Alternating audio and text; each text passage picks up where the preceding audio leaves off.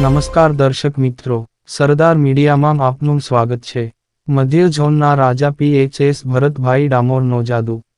મિત્રો, પહેલાની વિડીયોમાં આપણે જોયું હતું કે મધ્ય ઝોનમાં હાર્દિલ લેબર નામની સંસ્થાને ન્યુસન્સ ટેન્કરોની કામગીરી સોંપવામાં આવી હતી અને ટેન્કરો બંધ હાલતમાં પડેલા હતા અને બિલો એમને એમ પાસ થતા હતા। આજે આપણે જોઈ શકીએ કે ભરતભાઈ ડામોરે રાતોરાત ટેન્કરો અદૃશ્ય કરી દીધા। સૂત્રો અનુસાર ખબર આવી છે કે બંધ પડેલા ન્યુસન્સ ટેન્કરોને ટ્રોઈંગ કરી બીજી ખાનગી જગ્યા ઉપર ખસેડવામાં આવ્યા છે અને સૂત્રો દ્વારા બીજી એક વાતની ખબર પડી છે કે ભરતભાઈ ડામોર એમ કહે છે કે હું વટથી મધ્ય ઝોનમાં પાછો ફરજ ઉપર આવીશ। આ ભરતભાઈ ડામોરના ઉપર કયા મોટા અધિકારીનો હાથ કે આટલા વટથી બોલે છે?